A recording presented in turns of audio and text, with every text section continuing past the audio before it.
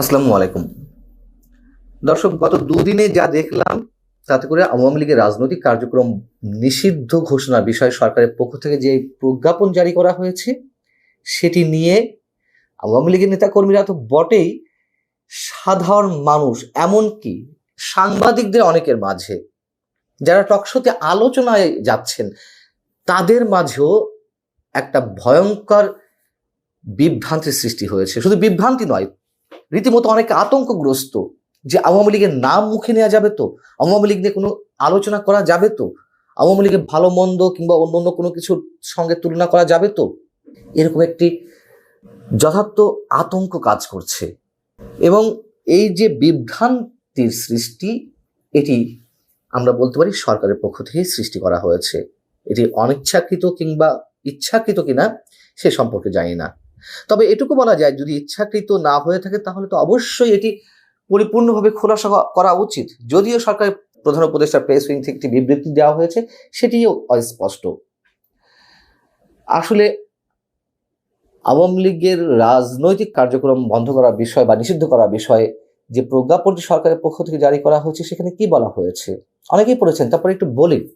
এখানে বলা হচ্ছে যে বাংলাদেশ আওয়ামী লীগ এবং এর সকল অঙ্গ সংগঠন, সহযোগী সংগঠন ও ভ্রাতৃপ্রতিম সংগঠনের নেতাকর্মীদের বিরুদ্ধে আন্তর্জাতিক অপরাধ ট্রাইব্যুনালে বিচার কার্য সম্পন্ন না হওয়া পর্যন্ত বাংলাদেশ আওয়ামী লীগ এবং এর সকল অঙ্গ সংগঠন, সহযোগী সংগঠন ও ভ্রাতৃপ্রতিম সংগঠন কর্তৃক যে কোনো ধরনের প্রকাশনা, গণমাধ্যম, অনলাইন ও সামাজিক যোগাযোগ মাধ্যমে যে কোনো ধরনের প্রচারণা, মিছিল, সভা সমাবেশ, সম্মেলন আয়োজন সহ যাবতীয় কর্মকাণ্ড নিষিদ্ধ ঘোষণা করা হলো। পরতে পরতে কিন্তু বিভ্রান্তি। নেতা কর্মী বলতে কাদের বোঝানো হচ্ছে? ডেজিগনেটেড নেতা কর্মীদের সাধারণত তো ডেজিগনেশন থাকে না, দলীয় পদ পদবি, তারপরে ধরে নিলাম। কিন্তু এই কর্মী কোন পর্যায়ের কর্মী? সামাজিক যোগাযোগ মাধ্যমে কি ছড়ানো যাবে না, এরকম নানা প্রশ্ন উঠতে পারে। এবং এটি নিয়ে সম্ভবত সরকারের খোদ স্থানীয় সরকার উপদেষ্টা আসিফ মাহমুদ সজীব ভুঁইয়া তিনিই বিভ্রান্তির সৃষ্টি করেছেন সবচেয়ে বেশি এবং সবার আগে।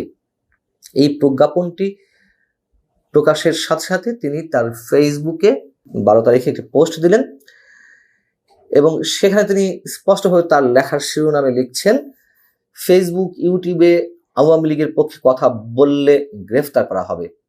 সেখানে তিনি বলছেন, দেশের বিরুদ্ধে ষড়যন্ত্র করলে রেহাই নেই, গোপন বৈঠক, উস্কানিমূলক মিছিল বা পোস্ট করলেও আইনগত ব্যবস্থা নেওয়া যাবে। নেতাকর্মীরা গোপনে কোথাও বৈঠক, সমাবেশ কিংবা মিছিল করলে সংশ্লিষ্ট এলাকার থানা, পুলিশ তাদের গ্রেফতার করতে পারবে। ঠিক আছে, শুধু মিছিল সমাবেশ নয়, ফেসবুক, ইউটিউবে কেউ আওয়ামী লীগের পক্ষে কথা বললেও তাকে গ্রেফতার করা যাবে। বিদেশ থেকে আওয়ামী লীগের পক্ষে কেউ ফেসবুকে পোস্ট দিলে এবং কিংবা অন্য কারোর পোস্টে কমেন্ট করলেও তাদের বিরুদ্ধে মামলা করা যাবে। বুঝুন কি ধরনের একটি আতঙ্কজনক পোস্ট। এরপরে কেউ আওয়ামী লীগের নাম মুখে নিতে চাইবে সহজে, বা চাওয়ার কথা? এবং এটি নিয়ে যখন সব জায়গায় তুমুল সমালোচনা সৃষ্টি হলো বা আলোচনা সৃষ্টি হলো যে আসলে বিষয়টি কি, তার পরিপ্রেক্ষিতে প্রধান উপদেষ্টার প্রেস উইং থেকে একটি বিবৃতি দেওয়া হলো। এবং তার আগে মানুষ এতটাই ভয় ছিল, বা এখনো আমি মনে করি যে আছে, প্রেস উইং এর বিবৃতিটিও যথেষ্ট স্বচ্ছ নয়। গ্রাম অঞ্চলে নারীরা যেমন ভাসুরের নাম মুখে নিতে সাহস পান না কিংবা যে কোনো কারণেই নেন না, এখন সারা দেশের মানুষের অবস্থা হয়েছে তেমনি, যে আওয়ামী লীগের নাম মুখে নেওয়া যাবে কিনা।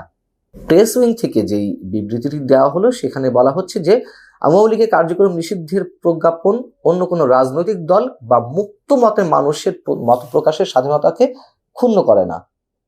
অর্থাৎ যারা মুক্ত মনা মানুষ তারা আওয়ামী লীগ নিয়ে আলোচনা সমালোচনা করতে পারবে কিংবা তুলনা করতে পারবে, বেশ ভালো কথা। আবার বিবৃতিতে বলা হচ্ছে, প্রজ্ঞাপন অনুসারে আন্তর্জাতিক অপরাধ ট্রাইব্যুনালে বিচার কার্য সম্পন্ন না হওয়া পর্যন্ত আওয়ামী লীগ এবং এই সহযোগী বা ভ্রাতৃপ্রতিম বা সহযোগী সংগঠন আছে, অঙ্গ সংগঠন, এইগুলোর মাধ্যমে যে কোনো ধরনের প্রকাশনা, গণমাধ্যম, অনলাইন বা সামাজিক যোগাযোগ মাধ্যম, প্রচারণা, মিছিল, সভা সমাবেশ আগে যাচ্ছিল আর কি, সেটি এবার উল্লেখ করা হয়েছে যে এগুলো নিষিদ্ধ করা হয়েছে। এই নিষেধাজ্ঞা সংগঠনগুলোর নেতা, কর্মী ও সদস্যদের জন্য প্রযোজ্য হবে। দেখুন, প্রথমে যেখানে আপত্তি জানিয়েছিলাম সেটি এবার এখানে, যে সংগঠনের নেতা কর্মী ও সদস্যদের জন্য প্রযোজ্য হবে। তো আওয়ামী লীগের সংশ্লিষ্ট নেতা কর্মী এটি বলতে কি বোঝায়? আওয়ামী লীগের যারা সমর্থক আছে সারা দেশে, যারা ভোটার, তাদেরকেও কি আমরা কর্মী হিসেবে ধরে নিব? আওয়ামী লীগের কত ভোটার আছে? 12 কোটি ভোটারের মধ্যে আওয়ামী লীগ আমরা যদি 35%, 30%, সেই হিসেবেও তো মোটামুটি 4 কোটি। আচ্ছা, 4 কোটি না ধরি, আরো কম ধরি, 25% কিংবা 20%, তাতেও তো প্রায় 2.5 কোটি। এদের সবাই কেউ আওয়ামী লীগের নাম উচ্চারণ করলে অথবা আওয়ামী লীগের যে কোনো ধরনের তুলনা অন্য কারোর সঙ্গে এগুলো করলেই গ্রেপ্তার করা হবে? কেন এই অস্পষ্টতা? নেতাকর্মী কারা? কজন নেতাকর্মী আছেন? আর যদি সত্যি সত্যি সেই কর্মীদের বোঝানো হয়, সমর্থকদের বোঝানো হয় বা ভোটারদের বোঝানো হয়, তাহলে এই কোটি কোটি মানুষের মুখ বন্ধ করে রাখা হবে? আসিফ মাহমুদ সজীব ভুঁইয়া দেখলাম যে পরবর্তীতে তিনি নিজেও তার ফেসবুকের যে স্ট্যাটাসটি নিয়ে আলোচনা করলাম সেটি ডিলিট করে দিয়েছেন। আমাদের উপদেষ্টাদের অনেকেই এত বোদ্ধা, এতই বিপ্লবী যে কিছু ঘটার সঙ্গে সঙ্গে ফেসবুকে এক একটা ঘোষণা দিয়ে দিন, এক একটা স্ট্যাটাস দিয়ে দিন, পরবর্তীতে আবার একের পর একটা তুলে নেওয়া হয়। এটি নিঃসন্দেহে কোনো দায়িত্বশীল মানুষের পরিচয় নয়, সাধারণ পর্যায়েও। আর সেখানে তারা সরকারের মন্ত্রীর সমপর্যায়ে রয়েছেন। এই বিষয়টি আমরা যতটুকু বুঝি বা অনেকের কাছে আস্তে আস্তে ক্লিয়ার হচ্ছে, যদিও সেটি সম্ভব না সবার এরকম স্পষ্ট ধারণা নেওয়ার, যে সরকারের যে প্রজ্ঞাপন সেই অনুযায়ী আওয়ামী লীগের যারা ডেজিগনেটেড সদস্য পদ পদবি হোল্ড করছেন, তারা আওয়ামী লীগের পক্ষে কোনো মিছিল সমাবেশে ঘোষণা দিতে পারবেন না, বা অন্য কারোরটা শেয়ার করতে পারবেন না, বা তারা তাদের পক্ষে সাফাই গাইতে পারবেন না, বা যেই কারণে অভ্যুত্থানের আগে যেই হত্যাকাণ্ডগুলো কিংবা অন্যান্য নানান ধরনের ধ্বংসাত্মক কর্মকাণ্ড, এগুলোর সঙ্গে আওয়ামী লীগ বা তাদের সহযোগী সংগঠনগুলো জড়িত বিধায় তাদের বিচার শুরু হচ্ছে, তাই তো? কিন্তু কোটি কোটি মানুষ তার অপরাধী নন। সবচেয়ে বড় কথা, আওয়ামী লীগ দল হিসেবে নিষিদ্ধ ঘোষিত হয়নি, তার রাজনৈতিক কার্যক্রম নিষিদ্ধ হয়েছে। সেখানে আমরা কেন দেশে যেমন একাধিক অনেক ধরনের আন্ডারগ্রাউন্ড পলিটিক্যাল দলের নাম তো জানি, পূর্ব বাংলা কমিউনিস্ট পার্টি বা বিপ্লবী কমিউনিস্ট পার্টি, যেগুলো দেশে নিষিদ্ধ ঘোষিত, তারা আন্ডারগ্রাউন্ডে চলে গেছে।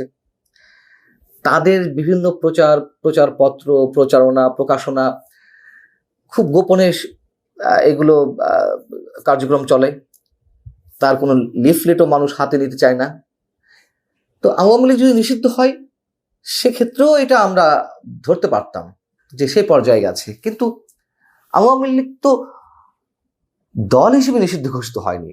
দেশে তো অনেক ধরনের আন্ডারগ্রাউন্ড পলিটিক্স চলে বা দল রয়েছে, যেমন পূর্ব বাংলা কমিউনিস্ট পার্টি, বিপ্লবী কমিউনিস্ট পার্টি, এগুলো নিষিদ্ধ ঘোষিত হয়েছে, এগুলো আন্ডারগ্রাউন্ডে চলে গেছে, গোপন রাজনৈতিক সংগঠন হিসেবে তারা স্বীকৃতি পেয়েছে। আওয়ামী লীগ তো এখনো নিষিদ্ধ ঘোষিত হয়নি, কেবলমাত্র তার রাজনৈতিক কার্যক্রম নিষিদ্ধ ঘোষিত হয়েছে। অতএব এই বিষয়গুলো তো সরকারের পক্ষ থেকে স্পষ্ট করা উচিত, নইলে এই যে কোটি কোটি মানুষ, হয় তাদের মুখ বন্ধ করে রাখা হচ্ছে সুকৌশলে, অথবা তাদেরকে যে একটা আতঙ্কের মধ্যে রাখা হয়েছে, এর জন্য দায়ী কে? আমাদের মনে হয় এই বিষয়টি আরো ক্লারিফাই করা দরকার, পরিষ্কার করা দরকার। আমি যেটুকু বুঝি সেটুকু হচ্ছে, যারা ডেজিগনেটেড নেতা বা সংগঠনের সদস্য পদে রয়েছেন তাদের জন্য এটি প্রযোজ্য। জানি না আমার কথাও আবার ভুল প্রমাণিত হবে কিনা। আল্লাহ হাফেজ, ভালো থাকুন।